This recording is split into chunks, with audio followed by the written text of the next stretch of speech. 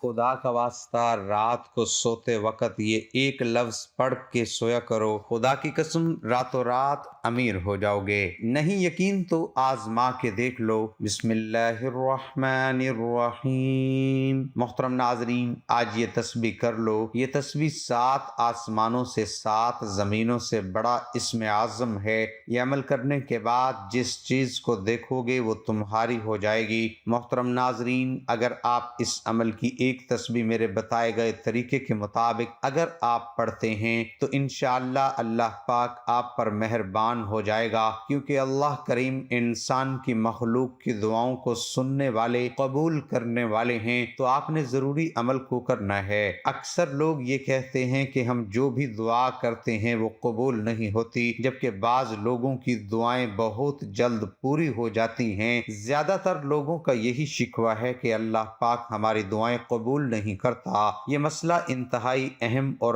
اکثر و بیشتر لوگوں سے سننے میں آیا ہے کہ وہ اللہ تعالیٰ سے بکثرت دعا کرتے ہیں لیکن ان کی دعا قبول نہیں ہوتی۔ آخر وجہ کیا ہے؟ لوگوں کی دعا قبول نہیں ہوتی۔ اللہ تعالیٰ کی بارگاہ میں دعا قبول نہ ہونے کی کئی وجوہات ہیں، جن میں سے بعض کا تعلق بدعمالیوں سے ہے، جبکہ بعض کا تعلق اللہ تعالیٰ کی حکمت کے ساتھ ہے۔ ہمارے اختیار میں گناہ چھوڑنا، باقی کا تعلق خالصتاً اللہ تعالیٰ کی حکمت کے ساتھ ہے۔ ان پہ راضی رہنا چاہیے، اس میں بہتری ہے۔ مایوس ہو کر دعا جیسی عبادت کو چھوڑنا نہیں چاہیے، مسلسل مانگتے رہنا چاہیے۔ احادیث مبارکہ کی روشنی میں وجوہات بیان کرتے ہیں کہ جن کی وجہ سے اللہ پاک کوئی بھی دعا قبول نہیں کرتا، یعنی بعض ایسی عادات ہیں اگر انسان وہ چھوڑ دے تو اللہ پاک دعا قبول فرماتے ہیں۔ ناظرین، ویڈیو کو مکمل دیکھیے گا تاکہ آپ کو ویڈیو کی اور وظیفے کی صحیح سمجھ آ جائے، اور جب آپ وظیفہ کریں تو آپ کو اس کا فائدہ ہو۔ ناظرین گرامی، احادیث مبارکہ کی روشنی میں 5 بڑے عوامل کا ذکر کریں گے جن کی وجہ سے دعا قبول نہیں ہوتی۔ سب سے پہلی اور بڑی وجہ جس کی وجہ سے اللہ پاک کبھی دعا قبول نہیں کرتا وہ حرام کاری اور حرام خوری ہے۔ حلال کی اپنی بے شمار برکات ہیں جبکہ حرام کی اپنی نحوست ہوتی ہے۔ جی ہاں، صحیح مسلم کے باب قبول صدقہ کی حدیث نمبر 486 میں نبی کریم صلی اللہ علیہ وآلہ وسلم نے فرمایا، اور اللہ پاکیزگی کو ہی قبول کرتا ہے، اور اللہ پاک فرماتا ہے، اے ایمان والو، جو ہم نے رزق دیا اس میں سے پاکیزہ مال کھاؤ، جیسا کہ نبی کریم صلی اللہ علیہ وآلہ وسلم نے فرمایا۔ یہ ایک آدمی لمبا سفر طے کرتا ہے اور اس کی حالت یہ ہے کہ بال بکھرے ہوئے ہیں، چہرہ خاک آلود ہے، اور وہ بیت اللہ پہنچ کر ہاتھ پھیلا کر کہتا ہے، یا رب یا رب، حالانکہ اس کا کھانا حرام کا ہے، اس کا پینا حرام ہے، اور اس کا لباس حرام کا ہے، اور حرام سے اس کی پرورش ہوئی ہے، تو پھر اللہ تعالیٰ اس کی دعا کو کیسے قبول کرے؟ یہاں پر ایک واقعہ بیان کرتے ہیں۔ اللہ کے نبی نے بیان فرمایا کہ ایک بزرگ کہیں جا رہے تھے، راستے میں ایک شخص نے نہایت اصرار سے ان سے عرض کیا کہ میرے ساتھ بیٹھ کر کھانا کھائیں۔ بزرگ نے اس شخص کے انتہائی اصرار اور درخواست پر اس کے ساتھ بیٹھ کر کھانا کھا لیا، پھر آگے چل پڑے۔ کچھ دور جانے کے بعد وہ اپنے راستے سے بھٹک گئے اور باوجود کوشش کے ان کو راستہ معلوم نہ ہو سکا۔ بار بار اللہ سے دعا کی کہ راستے کی تلاش میں آسانی ہو جائے، مگر دعا قبول نہ ہو سکی۔ بڑے ہی پریشان ہوئے۔ جنگل کا بیاباں راستہ، رات کا تاریک ماحول، وحشت ناک سناٹا، مگر راہیں بند ہے۔ آخر کار ایک اور بزرگ کا ادھر سے گزر ہوا۔ انہوں نے بتایا کہ تم نے یہ کھانا فلاں آدمی کے ساتھ بیٹھ کر کھایا تھا، وہ کھانا حرام کا تھا، اس لیے تمہاری کوئی بھی دعا ابھی تک قبول نہیں ہو سکی۔ تمہیں چاہیے کہ تم اپنے اس عمل کی تلافی استغفار کے ذریعے کرو، تو پھر تمہارے لیے راستے کھول دیے جائے گا۔ چنانچہ ایسا ہی ہوا۔ الغرض دعا کی قبولیت کے لیے حرام سے بچنا لازم ہے، ورنہ کوئی بھی دعا قبول نہیں ہوگی۔ دوسری بڑی وجہ جس سے اللہ پاک دعا قبول نہیں فرماتا وہ گناہ جلد بازی اور مایوسی۔ صحیح مسلم کی حدیث نمبر 7036 میں نبی کریم صلی اللہ علیہ وسلم فرماتے ہیں کہ بندے کی دعا اس وقت تک قبول ہوتی ہے جب تک کہ وہ گناہ کی بات کی دعا نہ کرے اور نہ ہی قطع رحمی کی دعائیں مانگے، اور اس کی دعا اس وقت تک قبول ہوتی رہتی ہے جب تک وہ جلد بازی کا مظاہرہ نہ کرے۔ پوچھا گیا کہ یا رسول اللہ صلی اللہ علیہ وسلم جلد بازی سے کیا مراد ہے؟ آپ صلی اللہ علیہ وسلم نے فرمایا، تیرا کہنا کہ میں نے دعا مانگی وہ فوراً قبول نہ ہوئی تو میں نے دعا مانگی لیکن وہ بھی قبول نہیں ہوئی، پھر وہ دل برداشتہ ہو کر دعا کو چھوڑ دے۔ ناظرین گرامی، تیسری بڑی وجہ جو دعا کی قبولیت میں رکاوٹ بنتی ہے وہ ہے شرعی ذمہ داریاں پوری نہ کرنا۔ جامعہ ترمذی کی حدیث نمبر 2095 میں اللہ کے رسول صلی اللہ علیہ وسلم فرماتے ہیں، اس ذات کی قسم جس کے قبضے میں میری جان ہے، تم لوگوں کو نیکی کا ضرور حکم کرتے رہو اور انہیں برائیوں سے روکتے رہو، ورنہ ان قریب اللہ تعالیٰ تم پر اپنی طرف سے عذاب نازل کرے گا۔ دعا مانگو گے تو صحیح، لیکن اس کو تمہارے حق میں قبول نہیں کیا جائے گا۔ اسی طرح چوتھی بڑی وجہ جس سے اللہ پاک ہماری دعا قبول نہیں فرماتا، جو غافل دل سے دعا مانگتا ہے۔ جامعہ ترمذی کی حدیث نمبر 3401 میں نبی کریم صلی اللہ علیہ وسلم نے فرمایا، اللہ سے دعا مانگو تو اس کے قبول ہونے کا یقین رکھو۔ یہ بات اچھی طرح سمجھ لو کہ اللہ تعالیٰ ایسی دعا کو قبول نہیں فرماتا جو غافل اور لاپرواہ دل سے مانگی جائے۔ ناظرین، پانچویں اور آخری بڑی وجہ جس سے دعا قبول نہیں ہوتی وہ ہے اللہ پاک کی حکمت، یعنی اگر ہماری دعا قبول نہیں ہوتی اور ہم میں حرام خوری اور حرام کاری، گناہ، جلد بازی، مایوسی، شریعت پر عمل نہ کرنا اور غافل دل کی عادات نہیں ہیں، تو پھر دعا کا قبول نہ ہونا اللہ پاک کی حکمت ہے۔ جیسا کہ مسند احمد کی حدیث نمبر 11133 میں اللہ کے رسول کا فرمان ہے، جب بھی کوئی مسلمان ایسی دعا کرے جس میں گناہ نہ ہو تو قطع تعلق بھی نہ ہو تو اللہ رب العزت تین باتوں میں سے ایک ضرور اسے نوازتے ہیں، یا تو اس کی دعا کو اسی طرح جلد قبول فرما لیتا ہے، یا اس کے لیے آخرت میں ذخیرہ کر دیتا ہے، اور یا اس جیسی کوئی برائی اس سے ٹال دیتا ہے۔ صحابہ کرام رضی اللہ تعالی عنہ کہنے لگے، پھر تو ہم کثرت کے ساتھ دعا مانگا کریں گے۔ تو نبی کریم صلی اللہ علیہ وسلم نے فرمایا، اس سے بھی زیادہ عطا کرنے والا ہے۔ اس کا کلام یہ ہے کہ جب بھی دعا مانگی جائے اس میں اخلاق، توبہ، اللہ کی طرف رجوع، عاجزی و انکساری، خوشحالی و بدحالی دونوں میں دعائیں کرنا، ابتدا و انتہا میں اللہ پاک کے اسماء حسنہ کا شامل ہونا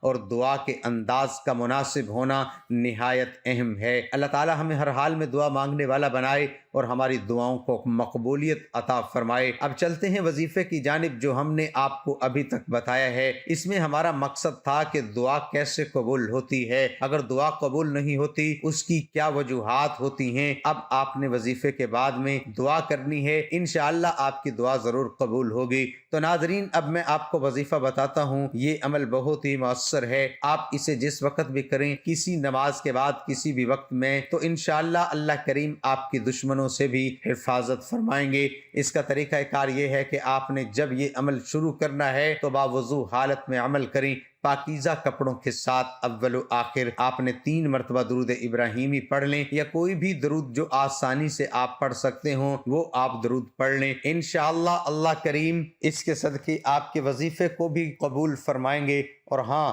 درود شریف ایک ایسا عمل ہے جس کو اللہ کریم اپنی بارگاہ میں ضرور قبول فرماتے ہیں، چاہے انسان عاجز ہو کر پڑھے، چاہے انسان جس انداز سے بھی پڑھے، اللہ کریم ذوالجلال اسے ضرور قبول فرماتے ہیں۔ وظیفہ کرنے کا طریقہ سن لیں۔ سب سے پہلے آپ نے درود ابراہیم 3 مرتبہ اول و آخر درود شریف کے ساتھ پڑھنا ہے۔ 1 مرتبہ ثواب کی نیت سے میرے ساتھ بھی پڑھ لیں، اللہم صلی علی محمد وعلی آل محمد کما صلیت علی ابراہیم وعلی آل ابراہیم انک حمید مجید، اللہم بارک علی محمد وعلی آل محمد کما بارکت علی ابراہیم وعلی آل ابراہیم انک حمید مجید۔ پھر آپ نے 100 مرتبہ یا اللہ، یا مغنی، یا اللہ یا مغنیو پڑھنا ہے، اور اس کے بعد آپ نے 33 مرتبہ حسبنا اللہ و نعم الوکیل پڑھ لینا ہے، اور اس کے بعد آپ نے 33 مرتبہ یا حی یا قیوم آپ نے پڑھ لینا ہے۔ اور اگر آپ چاہتے ہیں کہ ادھر وظیفہ کریں اور ادھر آپ کا کام ہو جائے تو پھر آپ نے وظیفے کی تعداد ڈبل کر دینی ہے۔ اگر آپ کے پاس ٹائم ہے یعنی کہ درود شریف 3 مرتبہ کی جگہ 7 مرتبہ پڑھنا ہے، اول و آخر اسی طرح جو وظیفہ بتایا ہے اس کی تعداد کو پڑھ دینا ہے، یعنی جو 100 والی تعداد کو بڑھا کر آپ 2 یا 300 کر دینا ہے، مطلب یا اللہ یا مغنیو 300 مرتبہ پڑھنا ہے۔ اسی طرح باقی تعداد بھی اس کے بعد جب یہ وظیفہ کر لیں تو اپنے رب کے حضور اپنی حاجت کو پیش کریں، جس بھی مقصد کے لیے وظیفہ کر رہے ہیں اس مقصد کو اپنے رب کے حضور رکھیں، اپنی جائز حاجات نیک خواہشات جو ہیں انہیں اپنے رب کے حضور رکھیں۔ انشاءاللہ عز و جل آپ کی تمام دینی دنیاوی جو حاجات ہیں، چاہے کسی بھی معاملے میں رزق ہے، شادی کا معاملہ ہے، قرض کا معاملہ ہے، دنیاوی آخری حاجات میں اللہ کریم آپ کو کامیابی نصیب فرمائیں گے، تمام معاملات آسان سے آسان ہو جائیں گے۔ سونے سے پہلے اگر یہ چھوٹا سا وظیفہ ہے وہ کر لیں، آپ کی دنیا بھی بن جائے گی اور آخرت بھی بن جائے گی۔ انشاءاللہ اس وظیفے کو لگاتار 7 دن تک کرنے سے آپ کے دل میں جو دلی مرادیں ہیں سب پوری ہو جائیں گی انشاءاللہ۔ اگرچہ آپ کی دلی حاجت جائز ہوئی تو کوئی بھی آپ کی حاجت کو روک نہیں سکے گا، کیونکہ دینے والی ذات ایک ہے، وہ میرے اور آپ سب کے اللہ کریم ہی ہے، جو جس کو دیتا ہے خوب سے خوب دیتا ہے، اس کے خزانوں میں کسی چیز کی کمی ہے ہی نہیں، مگر کوئی سچے دل سے ایک بار اس بادشاہوں کے بادشاہ سے مانگ کر تو دیکھے، وہ آپ کو اتنا نواز دے گا کہ آپ سوچ بھی نہیں سکیں گے۔ یہ وظیفہ ہمارے گھر میں سب کرتے ہیں اور ان کا اب یہ عقیدہ بن چکا ہے، اگر یہ وظیفہ کریں گے تو انشاءاللہ صرف 3 دنوں کے اندر اندر میرا اللہ میرا فلاں کام کر دے گا۔ اور یقین مانے ہوتا بھی ایسا ہی ہے کہ جو بھی آپ کے دل میں ہوتا ہے، آپ نے وظیفہ مکمل ہونے کے بعد ایک چھوٹی سی دعا کرنی ہے، کیونکہ رات کا پہر ہے، اس وقت آپ اکیلے ہیں تو اللہ پاک سے مانگنے کا اس سے بہترین وقت اور کون سا ہو سکتا ہے۔ آپ نے اپنے دل کا پیالہ خالی رکھنا ہے، آپ کی جو بھی حاجت ہو اس وقت آپ نے اپنے اللہ کے سامنے وہ حاجت پیش کر دینی ہے، اور پھر اپنی آنکھوں سے آنسو بہانے ہیں، وہ بھی اپنے اللہ سے اپنے سابقہ گناہوں کے معافی کے ساتھ۔ جائز حاجت اللہ پوری کر دیں گے، آپ آزما کر دیکھ لیں۔ مذہبی عقائد کے مطابق صدقہ و خیرات اور عطیات یوں تو بلاؤں کو ٹالتا ہے اور کسی شخص کی خیر و عافیت اور سلامتی کی ضمانت ہے، لیکن مالی طور پر کسی کی مدد کرنے کے بے شمار معاشرتی، نفسیاتی اور طبی فوائد بھی ہیں جن کی سائنس نے بھی تصدیق کی ہے۔ صفائی نصف ایمان ہے اور تمام لوگوں کے لیے سب سے اہم فریضہ ہے، کیونکہ اگر اپنے آپ کو پاک صاف رکھیں گے تو بیماریوں سے محفوظ رہیں گے۔ چنانچہ کھانے سے پہلے اور کھانے کے بعد لازمی اپنے ہاتھوں اور منہ کو اچھی طرح صاف کرتے رہنا چاہیے، جس کی صفائی میں وضو کرنا یعنی ہاتھ، منہ، ناک، چہرہ، دونوں ہاتھ کونیوں تک اور پاؤں کا دھونا لازمی ہے۔ جسم کی صفائی کے علاوہ کپڑوں کی صفائی بھی بہت ضروری ہے اور کھانے پینے کی چیزیں بھی پاک ہونی چاہیے۔ تیسری اور آخری سب سے خوبصورت بات کہ سب کو سلام کیا کریں۔ جس گھر میں سلام کی عادت عام ہوتی ہے اس گھر میں خیر و برکت کی کمی کوئی نہیں ہوتی۔ کوشش کریں کہ اپنے رشتہ دار، دوست، احباب، یہاں تک کہ جن سے آپ کا کوئی واسطہ نہ ہو انہیں سلام کریں، کیونکہ ہو سکتا ہے آپ کی اس عادت کو دیکھ کر دوسرے بھی یہی عادت اپنائے، اور کیا معلوم کہ دنیا آخرت میں سلام کرنے کی عادت کامیابی کا ذریعہ بن جائے۔ اس وظیفے کے اندر ایک تو قرآن مجید کی آیت ہے اور یہ رب کا کلام ہے۔ رب کے کلام میں کتنی تاثیر ہے یہ مجھے بتانے کی ضرورت نہیں ہے، ہر انسان جانتا ہے کہ اللہ کے کلام میں کتنی تاثیر ہے، جس کا ایک حرف، ایک زبر زیر پیش کو بروز محشر انسان کا بیڑا پار کر دے گی۔ اس کے بعد اللہ کریم کے 2 نام ہیں، ایک اللہ یہ بھی اسم اعظم ہے، دوسرا مغنیو یہ بھی رب کریم کے اسماء مبارک میں سے ایک ہے۔ تو یہ دونوں کتنی تاثیر والے ہیں، کتنی اہمیت و افادیت والے ہیں۔ اور اس کے بعد جو تیسری تسبیح میں نے آپ کو بتائی یہ بھی اللہ کریم کے وہ نام ہیں جنہیں علماء کرام کے اسوہ حسنہ میں سے اسم اعظم کا درجہ دیتے ہیں، ہمیشہ زندہ رہنے والے، ہمیشہ قائم و دائم رہنے والے۔ تو جب انسان بار بار ان آیات کا، ان تسبیحات کا ورد کرے گا اللہ کریم اپنا خصوصی کرم فرمائیں گے، اللہ کریم مشکلات کو آسان فرمائیں گے، اور اللہ پاک اپنے بندے کی دعاؤں کو قبول فرمائیں گے، آمین۔ اپنے رزق میں برکت کے لیے اللہ کے 99 ناموں میں سے اللہ کا ایک نام کمنٹ باکس میں لازمی ٹائپ کریں۔ جزاک اللہ۔